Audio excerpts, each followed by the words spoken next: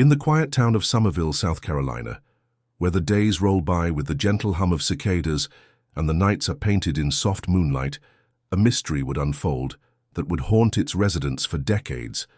It was the year 1997, a time when the internet was just beginning to unfurl its vast potential, and the world felt larger, more mysterious. Summerville was a place where everybody knew your name, where neighbors smiled and waved while children played in the safety of the streets. It was the kind of town where secrets were hard to keep, or so it seemed.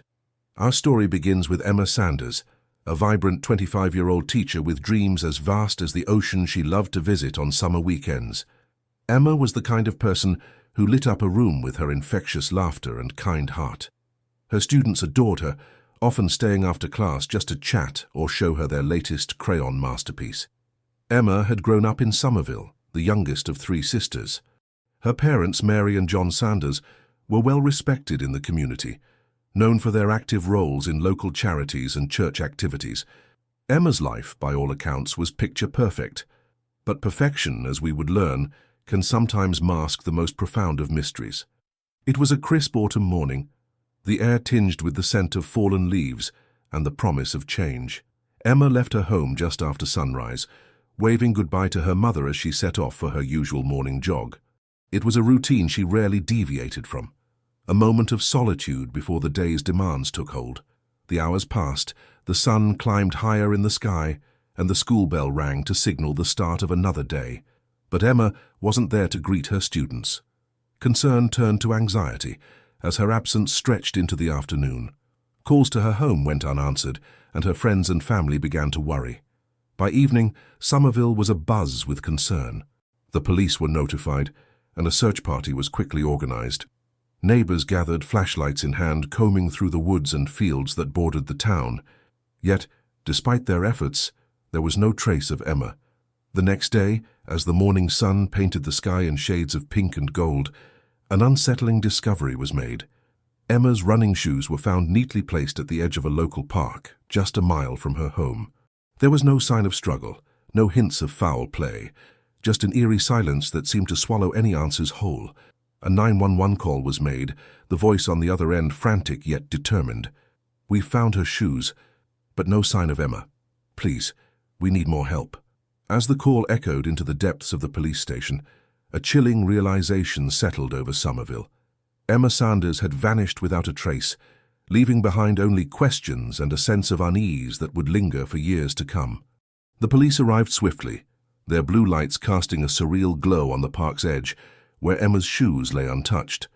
Officers moved with a sense of urgency, yet beneath their determination, there was a palpable tension, a quiet acknowledgement that time was slipping through their fingers like sand.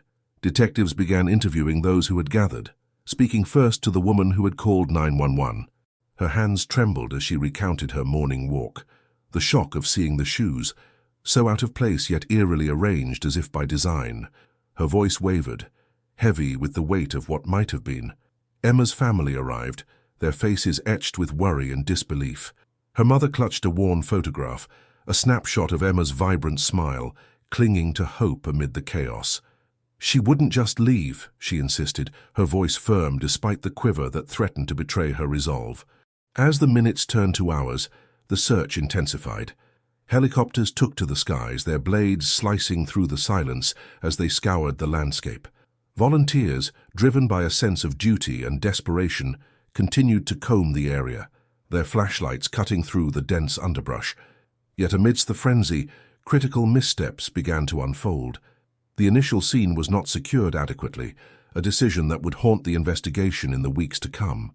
Footprints, potential evidence, were trampled by well-meaning searchers, and the shoes, key pieces of the puzzle, were handled without gloves, compromising any fingerprints that might have offered a clue. Witnesses from the neighborhood provided accounts rife with inconsistencies.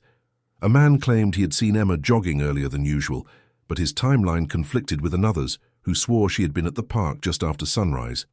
Such discrepancies, though not uncommon in high-stress situations, only added layers of complexity to an already perplexing case. Rumors began to swirl, whispers of sightings and suspicions that danced on the edge of plausibility. Was there a stranger lurking in their midst? Or had someone close to Emma betrayed her trust? The community, once tight-knit, now looked at each other with wary eyes, suspicion casting long shadows over familiar faces. Back at the station, detectives pored over the scant evidence, their frustration mounting. Theories were proposed and dismissed, each new lead seemingly evaporating into thin air. The pressure to solve the case was immense, the weight of expectation bearing down on the shoulders of those tasked with finding Emma. And then, just as hope seemed to falter, a call came in. A jogger had seen something unusual on the morning of Emma's disappearance. A van parked along the route, its engine idling, the driver obscured by shadows. The description was vague, the details sparse, yet it was a thread, a tenuous connection that offered a glimmer of direction. As night fell once more over Somerville, the search continued, fueled by the flickering flame of hope. But beneath the surface, questions remained unanswered, and a community held its breath, waiting for the truth to emerge from the darkness. The first 48 hours in any missing person case are critical, a fact not lost on the weary detectives working Emma's disappearance. The jogger's call about the mysterious van became the focal point of their investigation, a thin thread of hope in a tapestry of uncertainty. Yet as they sifted through the murky details, the clock continued its relentless march forward. At the police station, a sense of urgency permeated the air. Officers scrambled to track down the van, its description disseminated to patrol units and neighboring jurisdictions. But in a small town like Somerville, every lead felt like a needle in a haystack, and the van remained elusive. Meanwhile, Emma's family, engulfed in a torrent of emotions, oscillated between hope and despair. Her mother clung to the belief that Emma would walk through the front door at any moment, her father's silence a testament to the storm raging within. Friends and neighbors gathered at the family home, offering casseroles and condolences, their presence a fragile balm for frayed nerves. The detectives, aware of every passing minute, returned to the neighborhood to re-interview witnesses. They hoped to untangle the knots of inconsistent stories and perhaps glean a nugget of truth hidden within. An elderly neighbor with a keen eye for the comings and goings on their street mentioned seeing a van similar to the one described. But her memory was hazy, the details clouded by time and stress. In their haste, investigators made a critical error. The sketch of the van, drawn from the jogger's vague description, was leaked to the public prematurely. It triggered a deluge of calls, each one seemingly more far-fetched than the last, overwhelming an already stretched thin police force. The tip line became a cacophony of confusion, and the van's image plastered across local news stations seemed to cast a shadow of suspicion over every vehicle in town. Back at the crime scene, a forensic team worked meticulously, but their efforts were hampered by the compromised evidence. The trampled footprints and mishandled items offered little in the way of concrete leads. It was a bitter pill for the detectives to swallow, knowing that precious time and potential breakthroughs had slipped through their fingers. As dusk settled on the second day, a new development emerged. A young woman who frequented the same park as Emma came forward with a chilling account. She recalled seeing a man, unfamiliar and out of place, lingering near the jogging path days before Emma's disappearance. His eyes followed her, she recounted, a gaze that left her unsettled. This revelation injected a fresh sense of urgency into the investigation. The detectives now had a potential suspect, a shadowy figure whose presence could not be easily explained. But as they worked to piece together a composite sketch and cross-reference it with local records, the community's anxiety only deepened. The first 48 hours had come and gone, leaving in their wake a trail of questions and a haunting sense of what could have been. The investigation was at a crossroads, teetering between breakthrough and oblivion. And as Somerville held its collective breath, the detectives knew that somewhere the truth lay waiting to be uncovered. The young woman's account, though chilling, was frustratingly vague. The detectives pressed her for more details, but the image of the man she described remained an elusive shadow.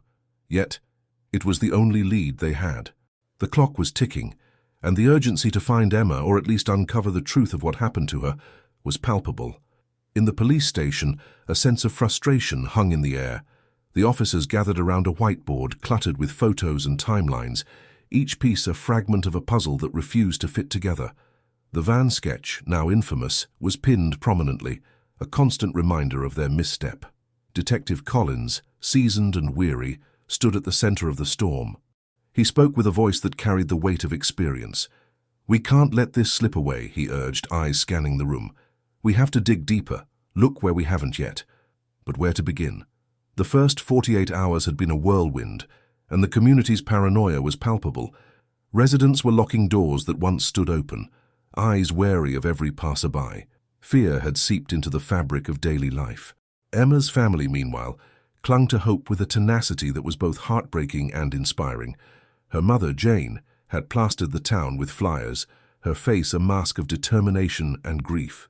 "Someone knows something," she insisted to anyone who would listen.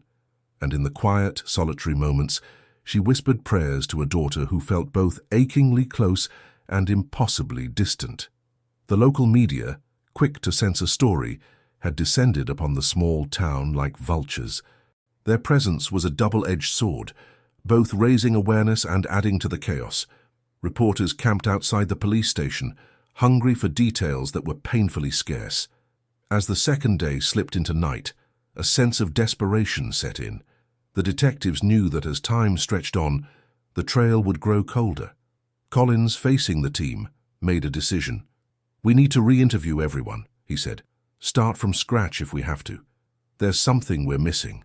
And so they fanned out into the community, revisiting witnesses, scouring the park where Emma had last been seen, and poring over surveillance footage from nearby businesses. It was a grueling, painstaking process, but they were determined. Then a breakthrough of sorts. An elderly man, a regular at the park, came forward. He'd been there the morning Emma disappeared, feeding the birds as he always did. His eyesight was poor, but he remembered hearing something. A raised voice, a woman's sharp with fear. The detectives listened, hearts pounding.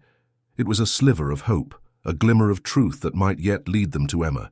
But even as they followed this new thread, the spectre of their earlier mistakes loomed large. In those first 48 hours, critical opportunities had been lost. The detectives could only hope that this time they were finally on the right path, a path that would lead them to the answers they so desperately sought. And as the night deepened, the town of Somerville held its breath, waiting for the dawn of a new day and the promise it might bring. The dawn of the new day brought with it a chilling fog that wrapped the small town of Somerville in an eerie silence. The detectives, huddled in their makeshift command center, pored over the scant evidence they had. The elderly man's testimony was promising, yet frustratingly vague. They needed more, something tangible to guide them forward. As the hours ticked by, whispers began to circulate through town. Rumors spread like wildfire, each more outlandish than the last. Some pointed fingers at a drifter seen loitering around the park that week.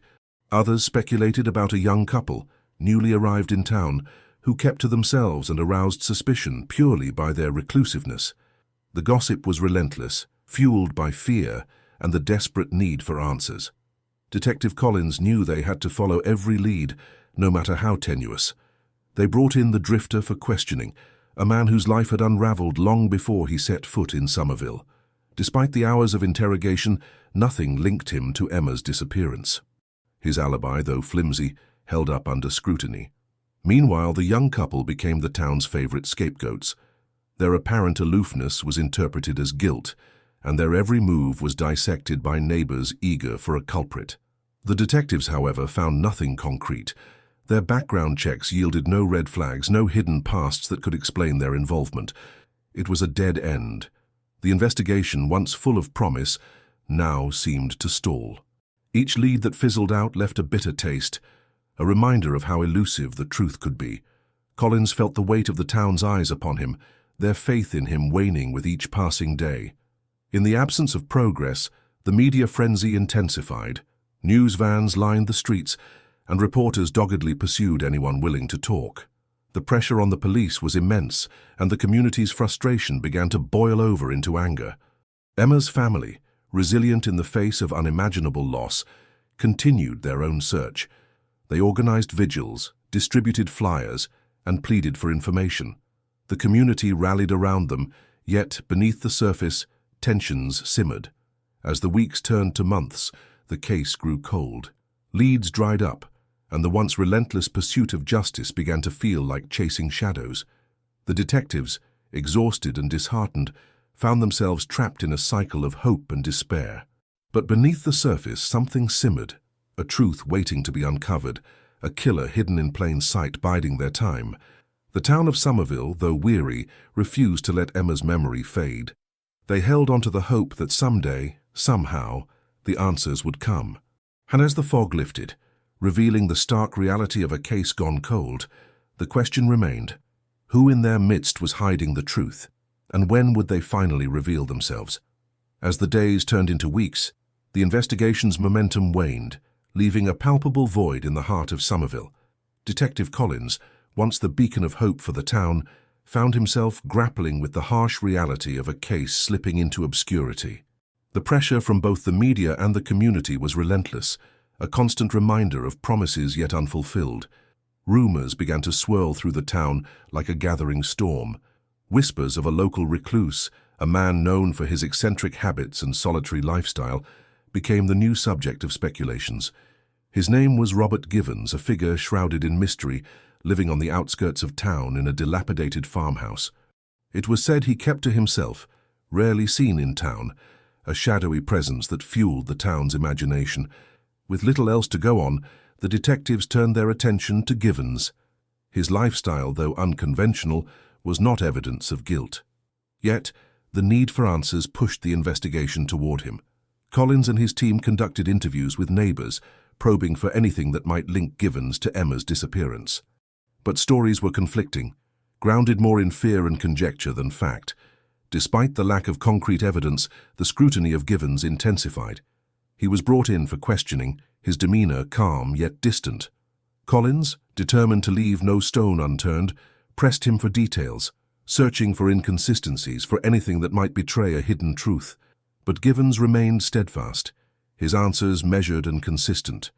As the interrogation wore on, it became evident that Givens, like the young couple before him, was not the answer. His alibi, though peculiar, was corroborated by a handful of witnesses who had seen him miles away from the scene on the day of Emma's disappearance. With no physical evidence to tie him to the crime, Givens was released, leaving the town more divided than ever. The focus on Givens had only served to fracture the community further. Neighbors began to eye each other with suspicion, the fear of the unknown breeding distrust. The police, once seen as protectors, now faced skepticism and doubt. Emma's family, meanwhile, clung to hope, their faith unwavering despite the mounting challenges. They continued their outreach, urging anyone with information to come forward. Their resolve became a beacon of resilience in a town struggling to cope with the weight of uncertainty. The case, once vibrant and alive with the promise of resolution, now lay dormant, a cold shadow over Somerville. But as the embers of hope flickered, somewhere within the town's tapestry, the truth remained, biding its time, waiting for the moment to reveal itself. And so the question lingered, heavy and unyielding. Who among them held the key to unlocking the mystery, and when would the truth finally come to light? Years passed, and the vibrant energy that once surrounded Emma's case faded into a haunting silence. The search parties disbanded, the headline-grabbing news stories dwindled to whispers, and the vigils that once drew crowds became sparse gatherings of the faithful few. Emma's family, however, remained steadfast. Their lives irrevocably changed, yet driven by an unyielding hope that refused to be extinguished. In the quiet moments when the world around them seemed to have moved on, they gathered in their living room, poring over worn-out maps and faded photographs, each image a reminder of the life that was so cruelly interrupted. They spoke in hushed tones, a soft murmur of shared memories and possibilities, as they meticulously pieced together fragments of a puzzle that seemed impossible to solve. Emma's mother, a pillar of strength and determination, took it upon herself to keep the investigation alive. She turned their modest home into an unofficial command center, reaching out to private investigators and following up on every lead, no matter how tenuous. The dining table, once a place of family meals, now held stacks of files, each one a testament to her relentless pursuit of justice. The local community, once united in their search for Emma, slowly returned to the rhythms of everyday life. The bustling streets of Somerville continued to pulse with the hum of daily routines. Children grew up, and new families moved in, unaware of the shadow that lingered just beneath the surface. And yet, the memory of Emma never truly faded. It persisted in the quiet glances exchanged at the grocery store, in the flicker of recognition when a stranger passed by with a familiar tilt of the head. For Emma's family, the silence was both a curse and a comfort. It allowed moments of reflection, a chance to remember Emma not just as a victim, but as the vibrant young woman she was. But it was also a constant reminder of their solitude in the search for answers. Their private investigation, fueled by small donations and the occasional pro bono work from sympathetic professionals, yielded little. Leads that seemed promising would dissolve into dead ends, and potential witnesses moved away or simply forgot, leaving the trail cold and barren. Yet even in those bleak years there were glimmers of hope. A retired detective, touched by the family's perseverance, volunteered his expertise. He sifted through old case files with fresh eyes, bringing a renewed sense of purpose to an investigation that had lost its way. Together, they re-interviewed those who had been close to Emma, hoping that time might have loosened tongues and softened memories. But as the years stretched on, the weight of the silence grew heavier.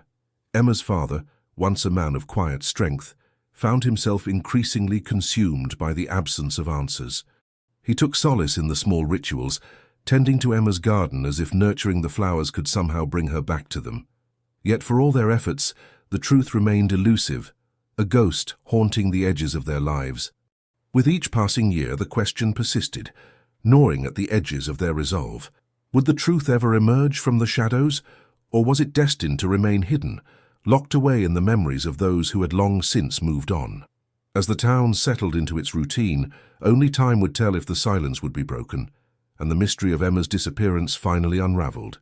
The silence was a weight that pressed heavily on the hearts of those who loved Emma, a constant reminder of her absence and the unanswered questions that lingered like a storm on the horizon. Emma's mother, once vibrant and full of life, found herself retreating into a world of memories. She kept Emma's room exactly as it was, a shrine to her daughter's life, untouched by the passage of time. Every morning, she would sit by the window hoping to catch a glimmer of the girl who had once filled their home with laughter. As the seasons changed, so too did the landscape of the town. New families moved in, unaware of the shadows that lingered in the corners of their community. The once tight-knit neighborhood had grown complacent, the whispers of Emma's disappearance fading into the background noise of everyday life. But for those who had been there, who had known her smile and felt the warmth of her spirit, the silence was a constant companion. Emma's brother, now a young man, carried the burden of her memory with him everywhere he went. He had been just a boy when she vanished, too young to understand the complexities of grief and loss. Yet, as he grew, so too did his determination to find the truth. He pored over the case files, the grainy photographs and the faded newspaper clippings, searching for the clue that had been overlooked.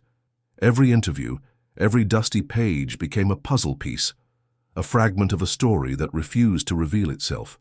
The town's annual fair came and went, a celebration marked by laughter and bright lights. It was a stark contrast to the darkness that lingered in the hearts of Emma's family. They watched as the community moved on, as if forgetting was a necessary act of survival. But for them, moving on was not an option. They clung to hope, even as it slipped through their fingers like sand.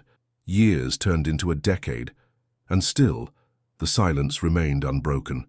But in the quiet moments when the world seemed to still and the shadows grew long, there was a feeling, an intuition that the truth was there, just out of reach, waiting to be uncovered. It was this feeling that fueled them, that kept them searching even when all seemed lost. Then, one evening, as the sun dipped below the horizon, casting the town in hues of gold and purple, Emma's mother received a call. It was the retired detective, his voice carrying a hint of urgency. There had been a development, a potential lead that could reignite the investigation. As she hung up the phone, her heart raced with a mixture of fear and anticipation. Could this be the breakthrough they had so desperately hoped for, or just another false start in a journey filled with so many? The air felt charged with possibilities, and as they gathered around the worn kitchen table, the family allowed themselves a moment of hope.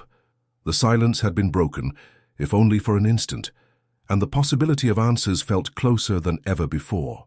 But with hope came the haunting question: what truths would they uncover, and were they prepared for the darkness that might come with it? The kitchen was awash in an amber glow, shadows flickering across the walls as Emma's family sat in tense anticipation. The phone call had been brief, but its implications were enormous.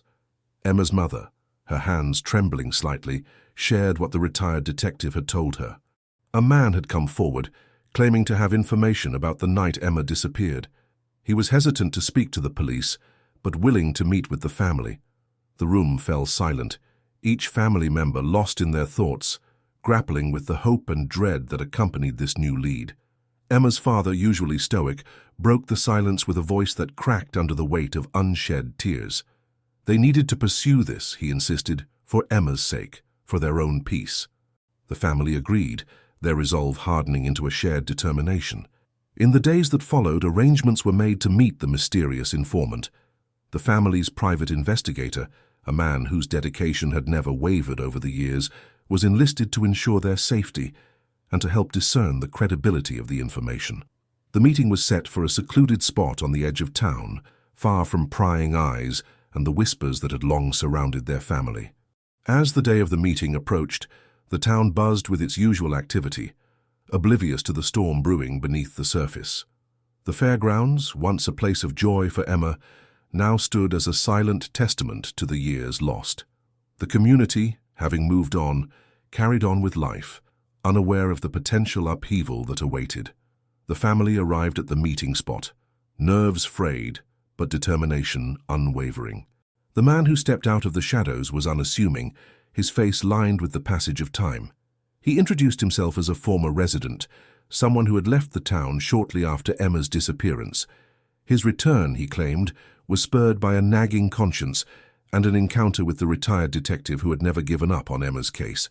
His story unfolded slowly, each word weighted with the gravity of long-held secrets. On the night Emma vanished, he had seen something, or rather someone. A figure lurking near the fairgrounds, someone familiar yet out of place. He hadn't given it much thought then, dismissing it as a trick of the light. But in the years since, the memory had gnawed at him, refusing to be silenced. Emma's family listened intently, their hearts pounding with each revelation. The man described the figure in detail, the way they moved, the clothes they wore. It was a description that resonated with them, a thread that connected to whispers and suspicions that had surrounded a member of the community, a man who had always been on the periphery of their thoughts, but never fully in focus. The informant's conscience had finally eclipsed his fear, and he was ready to put his name to a statement if it meant justice for Emma. As he finished, the air around them felt charged, the silence heavy with unspoken questions and the promise of action. With new vigor, the family and their investigator took this information to the retired detective, who had remained a steadfast ally.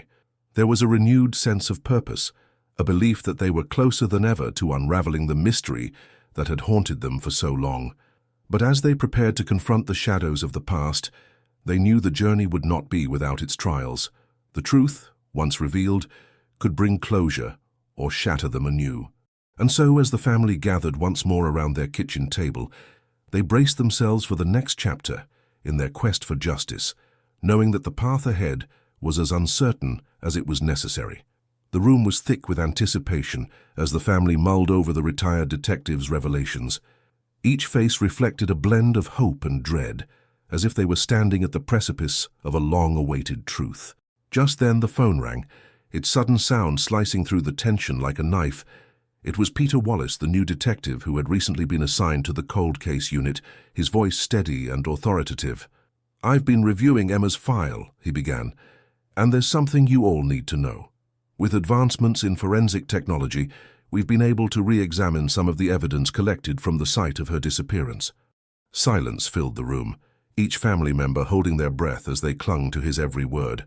"More specifically, we've applied genetic genealogy to a DNA sample found on Emma's belongings. It's a relatively new technique, but it's already yielded results in other cold cases across the country." He paused, letting the gravity of his words settle in. The family exchanged glances, a glimmer of hope flickering in their eyes. "What does this mean for us?" Emma's mother asked, her voice trembling with a mixture of fear and anticipation. "It means," Peter continued, "that we've identified a familial match. We've managed to trace the DNA to a distant relative, which could lead us directly to the person responsible. The room erupted in a flurry of questions and emotions as the family tried to absorb the news. Could this be the breakthrough they had been waiting for all these years? As the detective outlined the next steps, the family listened with renewed energy, their resolve strengthening with each detail he provided. "We're working closely with genealogists to construct a family tree," Peter explained. "It's a painstaking process, but we're getting closer to narrowing down our suspect list." The family nodded, their minds racing with possibilities. The image of the figure seen by the retired detective loomed large in their consciousness, merging with this new lead in a way that felt both surreal and electrifying. But amidst the newfound hope, there was also the shadow of uncertainty. What if the DNA trail led them astray? What if the person responsible had already slipped through their fingers, vanished into the cracks of time? As the conversation wound down, Peter assured them that he was committed to seeing justice served. "This is a pivotal moment," he concluded, "and I promise you we're not going to let this opportunity pass us by." With that, the call ended, leaving the family in a state of cautious optimism. They knew that the coming days would be filled with both anticipation and turmoil, but for the first time in years, they felt a tangible connection to the truth. As night fell, they gathered once more at the kitchen table, their eyes reflecting the hope of a new dawn. The path ahead was fraught with challenges, but with each step, they were inching closer to unraveling the mystery that had haunted them for so long. And as they sat together, silently drawing strength from one another, they knew that they were ready to face whatever lay ahead. The truth was out there, waiting to be uncovered, and they would not rest until Emma's story was told. The sun rose over South Carolina with a quiet promise, casting long shadows across the town that had been dormant for so long. The air was thick with a blend of hope and tension, a community on the brink of a revelation. Inside the precinct, Detective Peter sat at his desk, stacks of files surrounding him like a fortress of forgotten stories. He methodically reviewed each piece of evidence, aware that a single overlooked detail could hold the key to unlocking this decades-old mystery. As Peter sifted through the piles, his phone buzzed with a notification. It was a message from Dr. Lila Jensen, a renowned forensic genealogist who had been working tirelessly with the team. Her expertise had already begun to yield results, and the anticipation was palpable. "We might have something," her message read. "There's a match, a close relative." Peter's heart raced as he quickly dialed her number. The line connected, and Dr. Jensen's voice came through, calm yet urgent. She explained the breakthrough. A second cousin had been identified through the genealogy database, a crucial link that could narrow their suspect pool significantly. It was a glimmer of hope in a case that had long been shrouded in darkness. While Peter absorbed this information, the scene shifted to a small, quiet house miles away. Inside, a frail elderly man lay in a hospital bed, his breaths shallow and labored. His eyes fluttered open, and he gestured weakly for his daughter to come closer. "I need to tell you something," he whispered, his voice barely audible over the hum of medical equipment. "About that girl, Emma." The daughter's eyes widened in shock, a mix of disbelief and dread settling in. Her father had never mentioned anything about Emma's case before, and now, as he stood at the threshold of life and death, he seemed burdened with a secret. She leaned in closer, her heart pounding as she urged him to continue. Back at the precinct, Peter coordinated with Dr. Jensen and his team to integrate this new genealogical lead with the evidence they already had. Each thread was a potential lifeline, guiding them through the labyrinth of possibilities that had eluded them for so long. The team knew that time was of the essence. Every moment brought them closer to either resolution or another dead end. As the day wore on, the news of the genealogical breakthrough began to ripple through the town, reaching ears that had long grown accustomed to silence. Conversations sparked in grocery stores, whispers exchanged in church pews. A community that had been paralyzed by uncertainty now buzzed with the electric promise of closure. At the hospital, the daughter's mind raced as her father struggled to form words. She called for a nurse, panic rising as she feared his confession might slip away with his fading strength. "Please, Dad," she implored, "you have to tell me." The old man took a trembling breath, his eyes locked onto hers with an intensity that belied his frail condition. As his voice wavered, he began to speak, each word a bridge between past and present, a revelation that could change everything. And as the pieces began to fall into place, it became clear that the truth was not just a distant dream. It was here, within reach, waiting to be uncovered. The town held its collective breath, poised on the edge of a discovery that would reverberate through the years, binding them together in a shared quest for justice. The stage was set, and the final act was about to begin. The old man's voice, though weak, carried the weight of decades as he spoke. It was the summer of '97. I saw something I shouldn't have. His words were punctuated by the rhythmic beeping of the heart monitor, a reminder of the fragile thread tethering him to this world. The daughter, her heart pounding in her chest, leaned in even closer, her mind racing to absorb every syllable. "Tell me, Dad, what did you see?" He paused, gathering strength, his eyes clouded with the memories of that fateful day. "It was late. I was driving home from work. Took the old route by the river, you know, the one they don't use much anymore. There was a car parked on the shoulder. Something wasn't right." Her heart sank, the pieces of a forgotten puzzle beginning to align in her mind. "Go on," she urged, her voice barely a whisper. "There was a man, he was dragging something. Someone."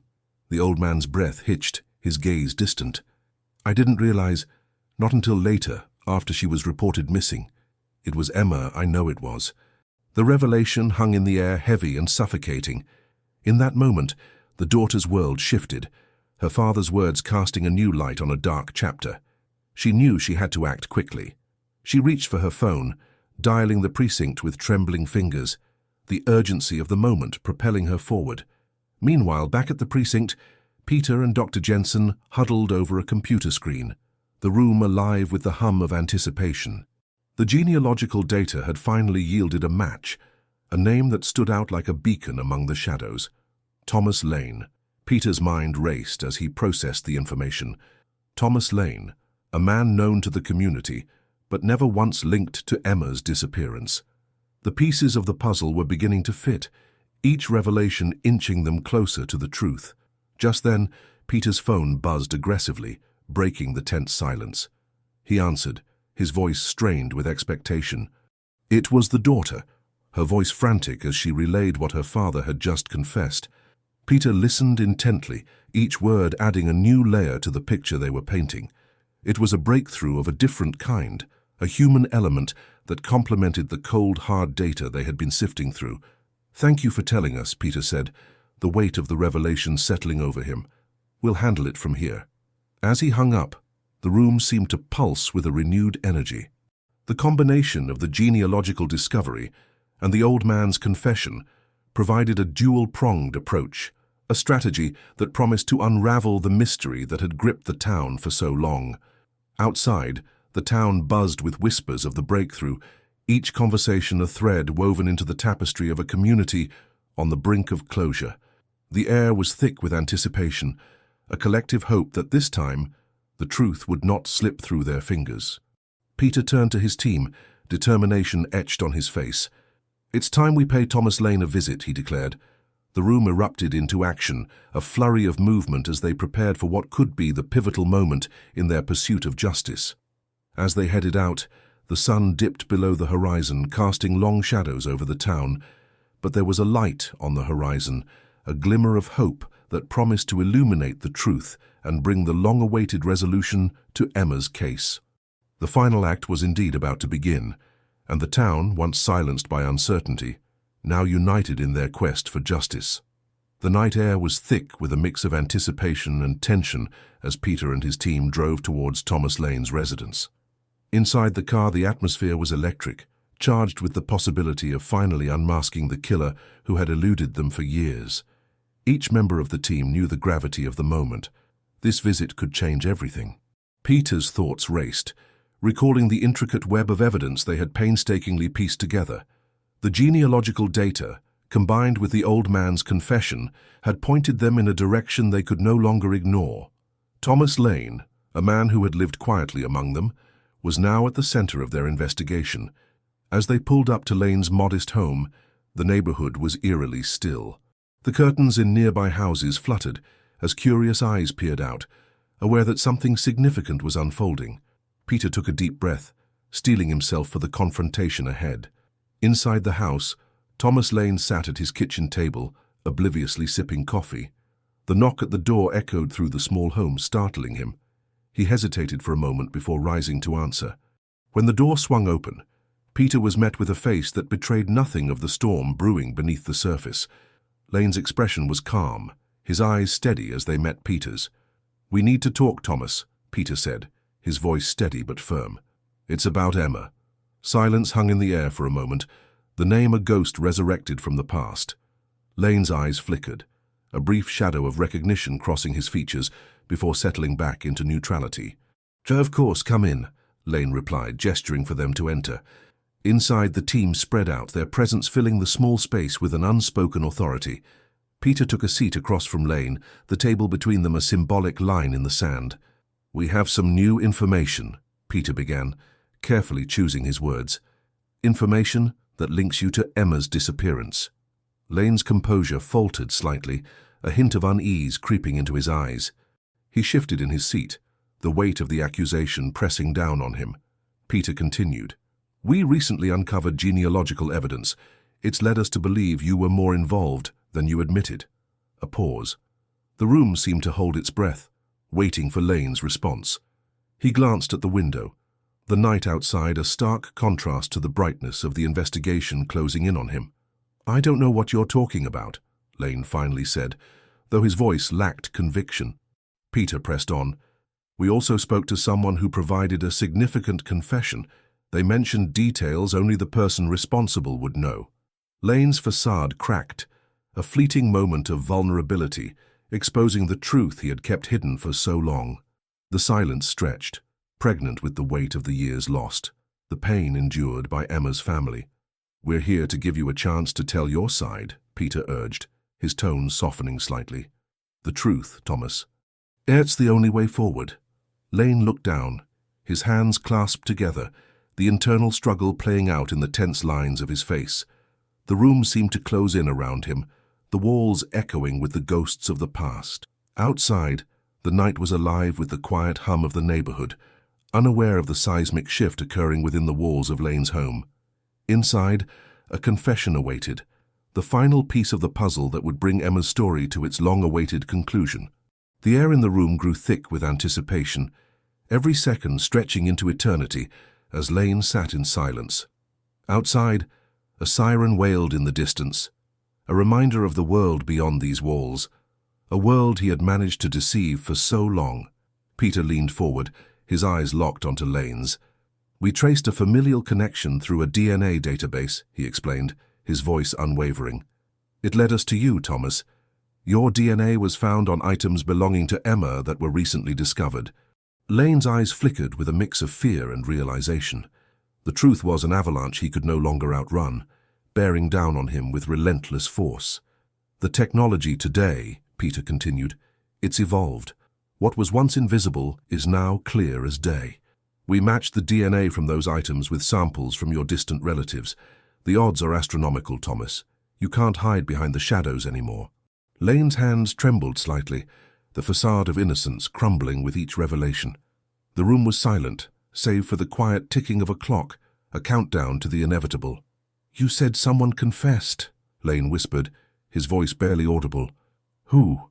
Peter exchanged a glance with his partner before responding. "A former friend of yours. They came forward after all these years, burdened by the weight of the truth. They mentioned a necklace, one that only the two of you knew about." Lane's face paled, memories resurfacing with a clarity that left him breathless. The necklace had been Emma's favorite, a simple locket she wore every day. He had kept it, a memento of a moment he wished he could erase. His voice cracked as he spoke. I didn't mean for it to happen.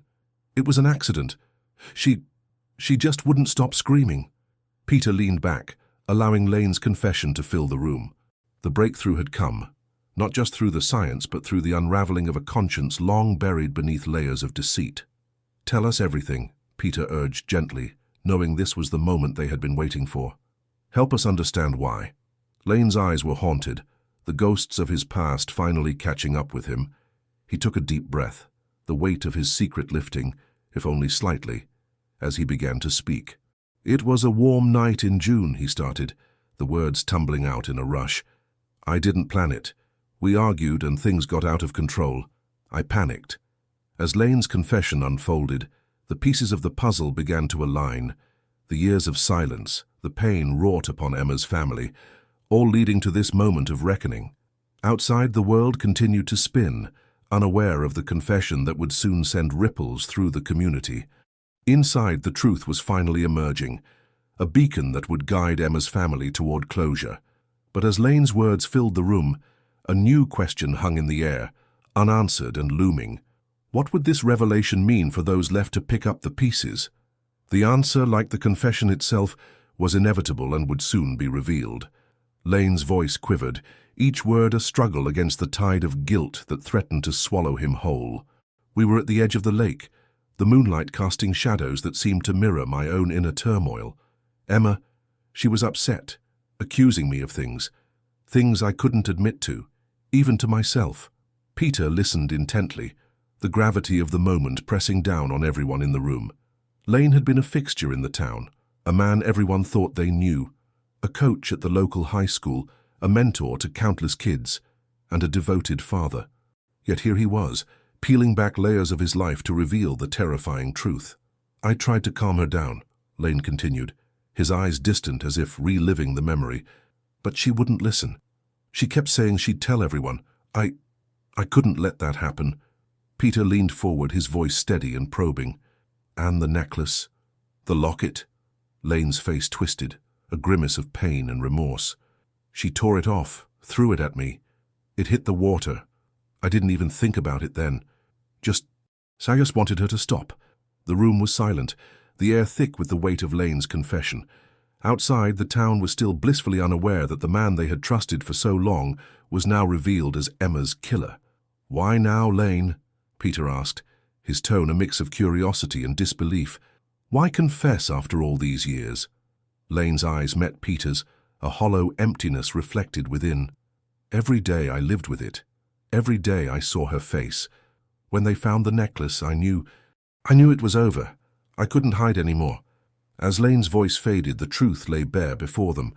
The man who had once been celebrated for his dedication to the community, who had stood as a pillar of integrity, was now exposed as the killer who had evaded justice for so long. The arrest, when it came, was quiet and efficient. Lane offered no resistance, his shoulders slumped in resignation as he was led away. News of his confession spread like wildfire, leaving the community in shock, disbelief, and betrayal. Whispers of disbelief echoed through the town. How could someone so woven into the fabric of their lives have committed such a heinous act? How had he hidden in plain sight among them all these years? As Lane was escorted to the patrol car, the reality of his actions finally dawned on the town. The man they once admired was gone, replaced by the stark image of a killer, unmasked. For Emma's family, the confession was bittersweet. A chapter of their lives had closed, but the pain of loss lingered, a constant reminder of the daughter, sister, and friend they had lost. Yet, as they stood together, there was a sense of relief, of justice finally served, and of the long-awaited answers finally provided. The community, left to grapple with the revelation, began to question everything they thought they knew. Trust shattered, they faced the daunting task of rebuilding their sense of security and understanding, one step at a time. But as the dust settled, one question remained. What would the future hold for a town forever changed by the sins of one of its own? In the interrogation room, Lane sat across from the detective, a figure of broken composure. The room was silent, save for the hum of the fluorescent lights overhead. "Why now, Lane?" the detective asked, pen poised over the notepad. "Why confess after all these years?" Lane's eyes, once sharp and calculating, were now weary and resigned. "Because it was time," he replied, voice barely above a whisper. "Time to stop running. I couldn't keep pretending anymore." The detective leaned forward, sensing the weight of the moment. "Tell me about that night," he prompted gently. Lane's confession spilled out, a torrent of words and memories. He spoke of the argument with Emma, fueled by jealousy and rage, and the tragic accident that followed. He described the panic, the cover-up, and the years spent living a lie. Each word was a stone lifted from his conscience, revealing the raw guilt beneath. The legal process that followed was swift, the evidence undeniable. Lane's confession, combined with the forensic evidence unearthed by the cold case team, painted a clear picture. The trial, though brief, was a painful catharsis for the community. Emma's family sat in the courtroom, their faces etched with the sorrow of the past and the closure of the present. The judge's gavel fell with a resounding finality as the sentence was read: life in prison without parole. For Lane, it was the end of a long self-imposed purgatory. For the town, it was a stark reminder of the darkness that can lurk beneath familiar faces. In the aftermath, the community began the slow process of healing. Conversations turned to understanding and forgiveness as neighbors leaned on each other to rebuild trust. The local church held a vigil for Emma, a moment of collective mourning and remembrance, where candles flickered in the night like stars in a darkened sky. Emma's family, though forever marked by loss, found a measure of peace. They spoke of her laughter, her dreams, and the light she brought into their lives. Her memory, once overshadowed by uncertainty, now shone brightly as a beacon of resilience and love. As the years passed, the story of Emma and Lane became a cautionary tale, a lesson in the complexities of the human heart and the importance of vigilance and truth. The town, though forever changed, emerged stronger, bound together by the shared experience of loss and redemption. In the end, justice was served, not just in the courtroom, but in the hearts of those who had loved and lost. Emma's spirit lingered, a whisper on the wind, a reminder that even in the darkest times the light of truth can guide the way forward.